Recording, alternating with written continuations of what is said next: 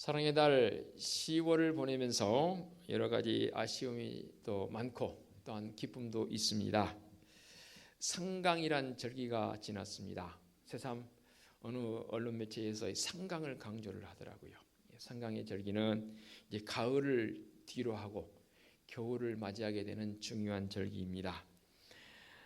가을을 뒤로 한다는 것 자체부터 벌써 마음이 조금 아쉬움이 있습니다. 또 이번 주간에는 그 유명한 10월의 마지막 밤이 있는 그러한 주간이기도 합니다. 그러나 믿음의 성도의 마음속에는 그 어느 때보다도 이 사랑의 달을 보내면서 주님의 은혜와 사랑이 더 가득히 채워지는 믿음의 역사가 있어지시기 바랍니다. 그래서 오늘 말씀의 제목이 자라는 신앙과 사랑이라는 제목의 말씀으로 은혜의 자리로 나아갑니다. 오늘 이 시간 우리에게 주신 말씀 에베소 4장 13절로 16절까지 말씀 바로 앞에 있는 12절에 보게 되면 이렇게 기록이 되어 있습니다. 이는 성도를 온전하게 하여 봉사의 일을 하게 하며 그리스도의 몸을 세우려 하심이라 라는 말씀이 주어진 것을 보게 됩니다. 그러면서 이제 직분자들 사도로 선지자로 어떤 복음 전하는 자로 목사와 교사로 이렇게 세워주시는데 왜 그들을 그런 자로 세웠느냐 그 말입니다. 그 이유는 성도를 온전하게 하고 봉사의 일을 하게 하고 그리스도의 몸을 세우기 위해서 그런 직분자들을 세우셨다라고 말씀합니다. 비단 직분자들뿐만 아니라 부름바 되어지는 성도로 살아가는 성도들에게도 마찬가지입니다. 우리가 이 땅에 살아가면서 궁극적으로 사는 삶의 목표가 있지 않겠습니까? 사업하는 이들, 사업하는 나름대로 목표가 있고 또 직장에 다니시는 분들 직장 나름대로 목표가 있고 특히 공부하는 학생들에게도 목표가 있듯이 우리 믿음의 성도들에게는 궁극적인 목표가 있습니다. 목표가 없으면 안 되는 것이지요.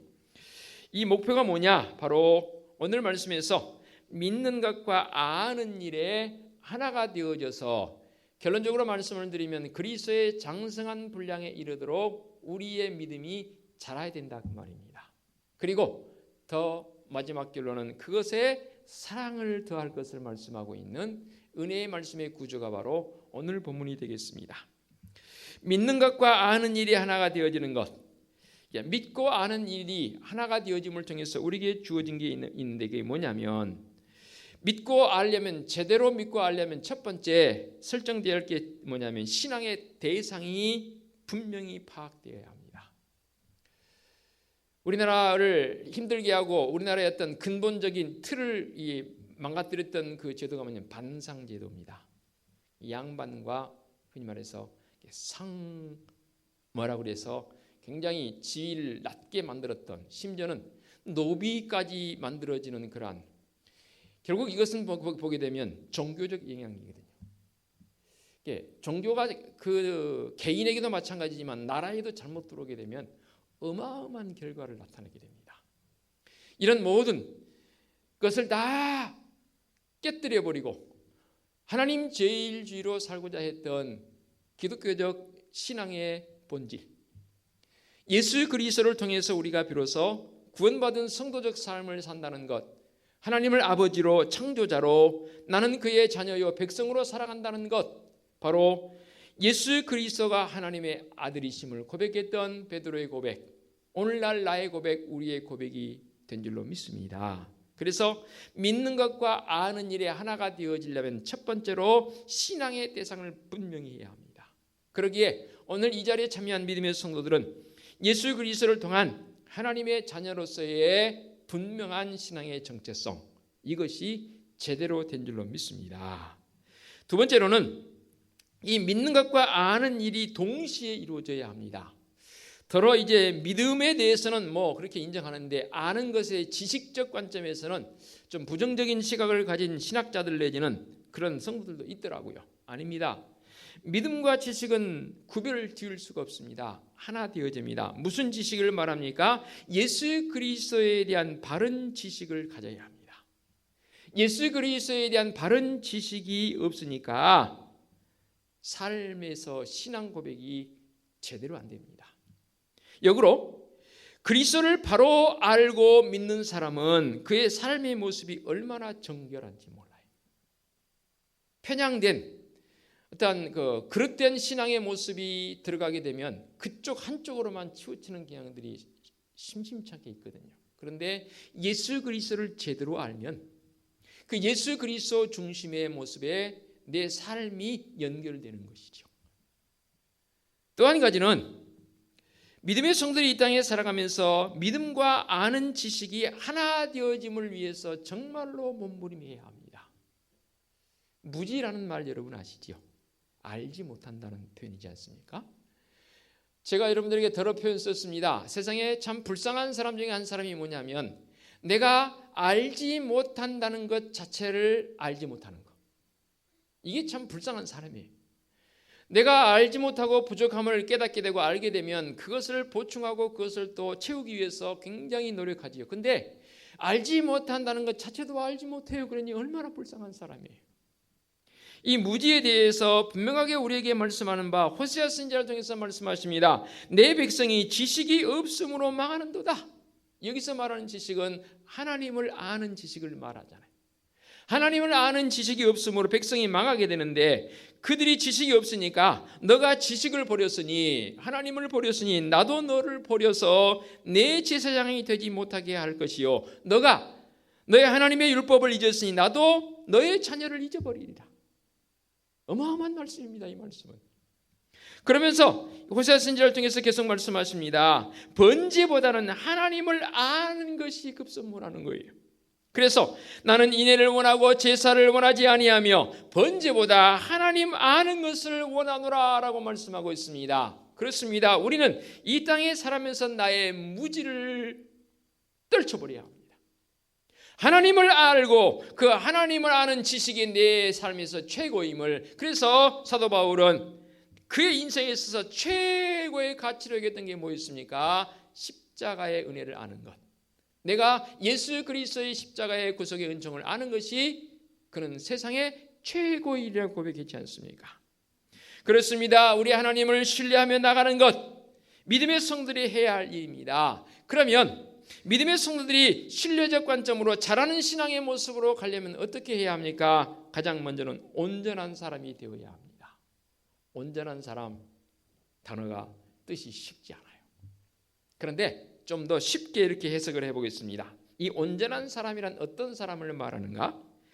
충분히 몸과 마음이 성장하여서 무슨 일을 하든 그 일을 감당해낼 수 있는 성인, 이게 바로 온전한 사람의 정의이더라고요. 그것을 신앙적 관점으로 적용해 본다면 이렇게 되는 겁니다.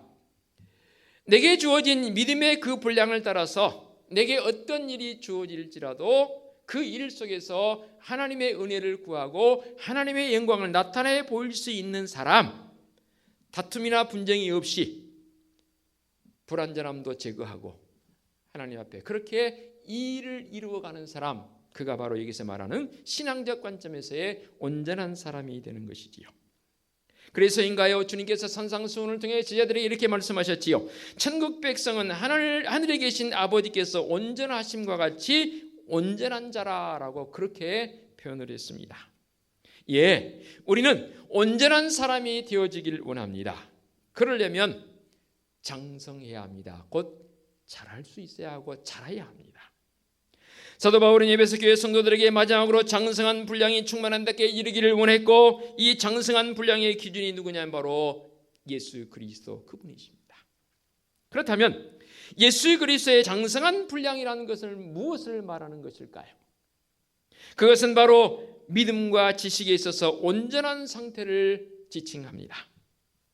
그러기 위해서는 우선 어린아이의 상태를 벗어버려야 합니다. 오늘 말씀을 통해서도 어린아이를 언급하고 있습니다. 14절, 이는 우리가 이제부터 어린아이가 되지 아니하여 그랬습니다. 어린아이가 되지 않는다는 말은 무슨 말이냐면 미숙한 상태, 성숙지 못한 상태의 모습에서 벗어나야 됨을 말씀하고 있는 그런 말입니다. 특별히 성숙지 못한 상태의 특징이 뭐냐면 오늘 말씀에서 등장합니다. 14절 중반절 이해해 보겠습니다. 사람의 속임수와 간사한 유혹에 빠져라는 표현을 썼습니다. 여기서 사람의 속임수 그리고 유혹에 빠진다 했습니다. 사람의 속임수는 뭐냐면 거짓된 교훈으로 다가오는 사람들의 모습을 말합니다. 신천지와 같은 그럴싸한 흥미를 유발한 듯한 그러한 성경 해석 방법이지만 깊이 들어가 보니까 아니 좀만 깊이 들어가 봐도 야 이게 허구구나, 이게 거짓이구나 하는 것을 바로 발견할 수 있지요. 자, 그런 관점에서 어린아이의 모습, 왜 어린아이들이 어른들에게 쉽게 유괴를 당하나요? 왜요? 어른들이 유괴당하는 경우는 거의 없습니다. 어린아이들이 유괴를 당합니다. 왜 유괴를 쉽게 당하나요? 성숙지 못해서 그러는 거예요. 구별을 못해요. 이 사람이 착한 사람인지 그렇지 않은 사람인지 구별을 못해요. 어른도 구별을 못하긴 해요. 나 착한이라고 써져 있지도 않고 나 나쁨이라고 써져 있지도 않아요. 그러나 분명히 어른들은 구별해냅니다. 어떻게 해요? 따라가면 안 된다는 걸 알아요. 그러나 성숙이 못한 어린아이들은 따라가자 하면 뭔가에 홀려서 금방 따라가요. 성숙지 못합니다. 그러기에 유혹을 받습니다. 유혹을 받을 뿐만 아니라 어린아이는 쉽게 흔들립니다. 믿음의 성도들이 내 육신의 모습은 성숙한 모습으로 됐을지 몰라도 내 신앙의 모습이 성숙치 못하니까 흔들립니다. 뭐에 흔들리나요? 외부적인 조그마한 환경에도 어떤 사람이 내게 실망된 말을 하면 그 말에 너무 쉽게 흔들려요. 가슴 아파하고 그러지 말자고요. 그러지 말자고요. 그래서 분명하게 바울은 여기서 온전한 사람을 이루라라고 말씀하고 있습니다. 지금의 시기에 코로나19란 이 바이러스를 통해서 너무나 힘든 시기를 살아가고 있습니다. 그래서 얼마 전에 어느 사이트를 통해서 제가 그분의 강의를 들었는데요. 그분이 그런 표현을 쓰세요. 이 코로나19라는 바이러스가 지금의 시대가 1517년 말틴 루터를 통해서 종교개혁을 일으켰던 그때가 제1차 종교개혁이라면 지금의 시대가 제2차 종교개혁의 시대라라고 그렇게 표현하는 표현을 제가 접해본 적이 있습니다. 저는 이 부분에 동의합니다. 1517년 종교개혁이 일어날 때에 거짓을 구별했지 않습니까? 지금 코로나19란 이 바이러스를 통해서 성도들의 삶에서 이렇게 저렇게 사람들은 못하게 합니다. 그때에 내 마음의 신앙의 정도를 가지고 옥석을 가려내는 그러한 시기적인 모습이라 본다면 맞는 말 같아요. 최소한 이 자리에 앉아있는 여러분들만큼은 옥석을 구별함에 있어서 옥이 된 줄로 믿습니다. 아니에요? 제 눈에는 다 그렇게 보이는데요. 그냥 단순한 돌뿌리의 체인은 돌이 돼서는 안 되거든요. 종교개혁적 관점의 기품이 어디에 있습니까? 바로 하나님 앞에 내가 얼마나 바로 세워져 가느냐 그 말입니다. 아무리 외부적 환경이 그러다 할지라도 믿음의 성도들의 바른 신앙적 모습 흔들리지 않고 요동치 않습니다.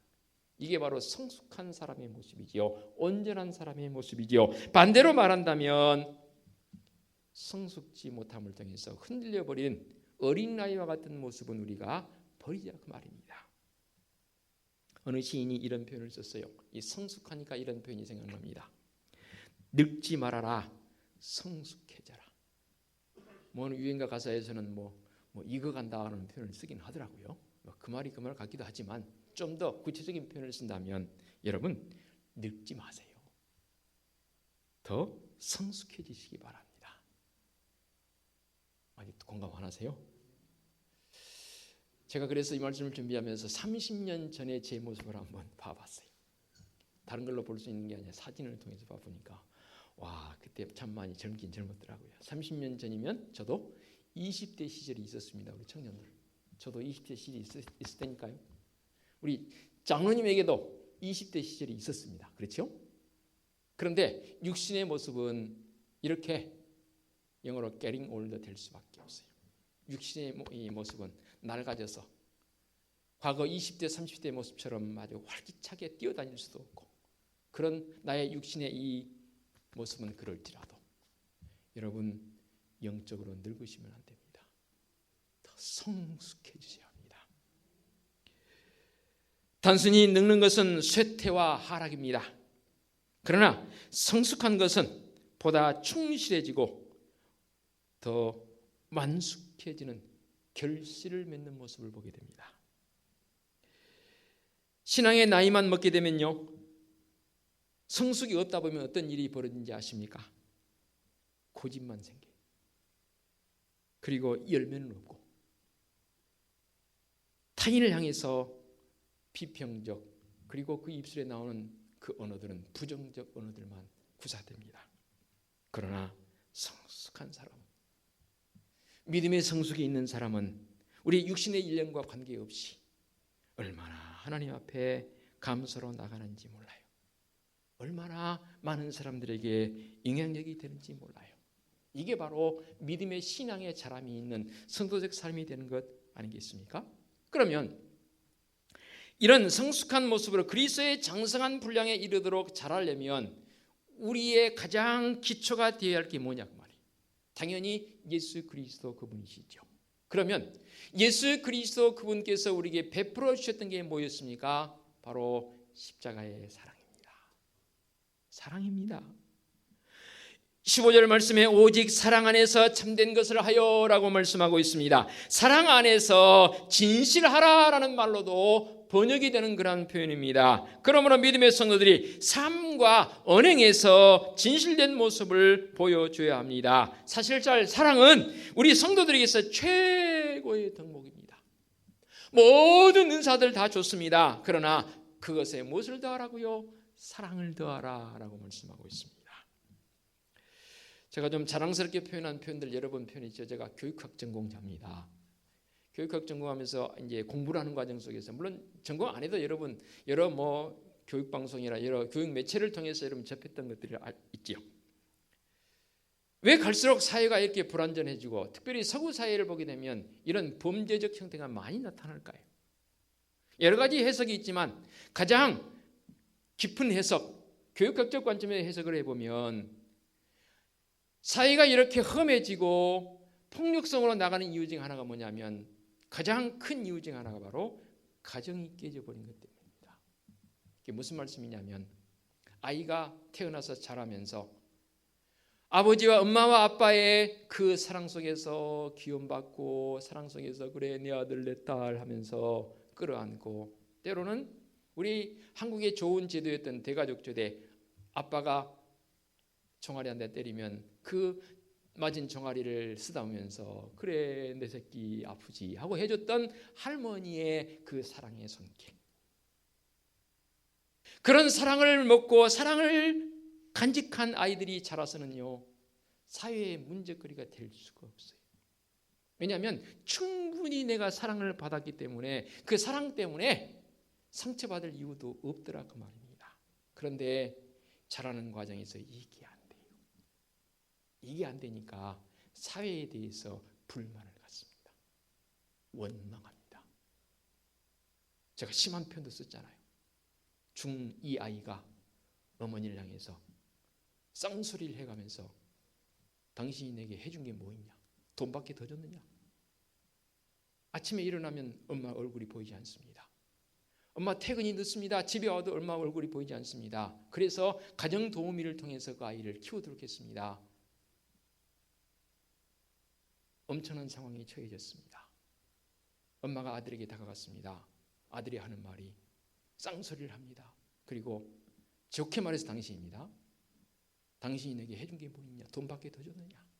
이게 뭐냐면 사랑을 받고 싶은 거예요. 가정에서 마찬가지, 그렇듯이 교회도 마찬가지입니다.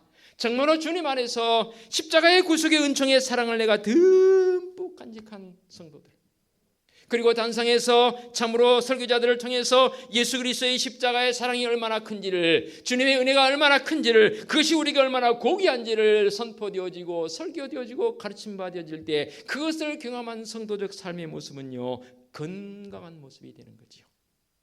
아버지 어머니의 사랑을 듬뿍 받은 아이가 건강한 모습으로 이 사회에 이바지하듯이 여러분 컵이 있습니다. 컵에 물을 부었습니다. 처음에 부을 때는 그 컵의 분량만큼 크기만큼 물이 담길 동안은 몰라요. 그런데 계속 물이 부어지고 예를 들어 중간에 그쳐버리면 끝나는 거예요. 그런데 계속 십자가의 은혜의 사랑은 우리의 신앙의 그릇에 부어집니다. 그러면 그 다음은 어떻게 되나요? 그 그릇에 물이 다 차면 어떻게 돼요? 다음 순서는 넘치게 돼 있어요. 넘친다는 것은 영향력을 말합니다. 그저 나만 간직한 것이 아니라 내 안에 주님의 십자가의 사랑이 내게 더 가득 부어지니까 시간이 지났습니다. 이것이 넘칩니다. 제가 말씀드렸죠. 이건 영향력, 인플루언스입니다. 믿음의 성도들이 주님의 사랑에 힘입어서 성장해가는 그 모습이 얼마나 귀하고 얼마나 아름다운지 모릅니다. 이런 사랑의 마음으로 성장하는 성도들은 반드시 연합을 이루더라고요. 오늘 주신 말씀 가운데 16절 다시 한번 보겠습니다. 그에게서 온몸이 각 마디를 통하여 도움을 받음으로 연결되고 결합되어 각 지체의 분량대로 역사하여 그 몸을 자라게 하며 사랑 안에서 스스로 세우느니라. 사랑은 말씀드렸고요. 그 몸을 자라게 한다라는 이 표현은 무슨 말이냐면 연합을 이룬다 그 말입니다. 연합을 이루는데 두 가지 관점에서 반드시 점검해야 할 신앙적 관점입니다. 가장 먼저는 내가 예수 그리스도와 연합되었냐 그 말입니다. 달리 말하면 예수 그리스도와 연결됐나 그 말입니다. 아이 목사님 새삼스럽게 뭘 그렇게 강조하십니까? 라고 여러분 반문할지 모르는데 아닙니다. 내 머릿속에 있는 연결이 아니라 내 가슴 속에서 예수 그리스도와 연합되어진 성도적 삶을 산다는 것, 그 예수 그리스도와 연결이 되게 되면 그 다음 어디로 연결이 되면 성도들과 연결이 됩니다. 만일에 성도와의 관계성 속에 연결이 바르지 못합니까? 그럼 나를 점검해 봐야 합니다. 무엇을요? 예수 그리스도와 내가 바르게 연결이 돼 있나 안 됐나? 예수 그리스도와 바로 연결이 되어 있는 사람은 자동적으로 성도와도 연합을 이룰 수 있는 겸손과 사랑의 모습이 바탕이 되어지기 때문에 다른 성도들 향해서 정말로 섬기는 모습으로 나가는 모습이 되는 것이지요. 그렇습니다. 말씀을 잘 배워서 신앙 안에서 바른 성도적 성장을 이루어 나갈 때에 교회의 성장은 자연스럽게 이루어집니다. 여러분의 삶의 자리의 성장도 자연스럽게 이루어집니다. 그러나 이와 반대로요, 개인의 신앙의 태보가 되잖아요. 그럼 다른 성도들에게도 좋지 않은 영향력을 미칩니다. 이것도 영향력은 영향력입니다. 그러나 좋은 영향력이냐 아니면 나쁜 영향력이냐, 영향력은 영향력인데 무엇을 어떤 영향력을 끼치하겠냐 그 말입니다. 그러기에 믿음의 성도는 그리스도의 장성한 분량에까지 자라야 되는데 우리의 대상은 바로 예수 그리스도입니다. 그러면 교회의 머리는 누구입니까? 교회의 머리는 예수 그리스도 그분입니다. 오래전에 제가 본 영화 가운데 제목은 제가 잊어먹었습니다. 아마도 가까운 미래에 그런 일이, 이 윤리적인 모습이 파괴되어져 보는 그런 일이 있을 것 같아요. 무슨 일이냐면 복제 인간을 만들었습니다. 복제 인간을 만드는데 그 복제된 인간은 뇌가 없습니다. 그렇게 조작을 했어요. 유전자를. 뇌가 없이 육신적인 모습만 나와 똑같은 사람으로 복제가 됐습니다. 뭐 하려고? 내가 육신이 병들면 장기 내지는 이 신체의 부위를 그대로 이식받으려고. 그렇죠? 그런데 복제된 한 이 인간이 뇌가 생성이 되어버린 거예요. 그래서 기억을 해나감을 통해서 결국 어마어마한 일이 벌어지지 않습니까? 뭘 말씀드리려냐면 내 모든 삶에 있어서 특히 교회라는 이 조직 속에서 머리는 바로 예수 그리스도 그분이라 그 말이에요. 만일에 뇌가 없습니다, 머리가 없습니다, 그런 인간 상상해 보셨습니까? 있을 수 없는 일이고요. 있어서 안 된 일입니다. 믿음의 성들이 연합을 이루어서 사랑 안에서 하나 되어진 그 모습 속에서는 반드시 머리이신 예수 그리스도 그분의 지시를 받아야 합니다. 그러면 구시대의 모습처럼 모세에게 나타난 것처럼 아브라함에게 나타났던 것처럼 모세야 모세야 아브라함아 아브라함아 하시면서 직접 나타나 보이시면서 말씀해 주시면 참 좋겠는데 지금은 그런 말씀이 없잖아요. 그래서 어디 보니까 직통계시 받는다고 꿇어 엎드려서 하나님 말씀해 주옵소서. 그러면 그래 아무개야 하고 나타나신 하나님인가요? 지금은 그런 시대가 아니란 말이에요. 그러기 위해서는 말씀을 많이 알아야 돼요. 말씀을 많이 묵상해야 돼요. 말씀을 많이 외워야 됩니다. 또 말씀을 많이 들어야 합니다. 바로 머리이신 예수 그리스도 그분께서 지금 내게 뭐라고 말씀하시는지, 내 삶 속에 개입하셔서 나를 어떻게 이끌어 가시는지 신앙적 진보에 나가기 위해서는 반드시 귀 기울여 말씀 앞에 우리가 서야 합니다. 이게 바로 장성한 분량에 이르는 성도적 삶이 되는 것이지요. 신앙과 지식이 먼저 성장한 후에 실천까지도 병행되어진 것 아니겠습니까? 우리 주님께서 믿은 지 오래되었지만 성숙한 면은 보이지 않을 때 도리어 그 반작용으로 고집과 타성만 늘어난다는 사실을 우리에게 여러 말씀을 통해서 깨우쳐 주셨습니다. 그런데 놀라운 사실은 믿음의 선배들 가운데에서는 믿음의 진보를 보여주는 믿음의 선배들이 얼마나 많은지 몰라요. 대표적으로 몇 사람만 예를 들고 말씀 마무리합니다. 아브라함이요, 우리 하나님께서 부르셔서 본토 친척 아비집을 떠나서 내가 내게 지시할 땅으로 가라 해서 가나안 땅에 들어가서 얼마나 많이 실수했습니까?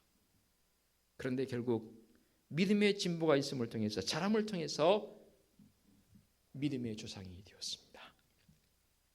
모세는요, 젊었을 때 모세 봐보세요. 얼마나 혈기가 왕성했는지 심지어 사람을 죽였잖아요. 그런 그가 광야에서 훈련받습니다.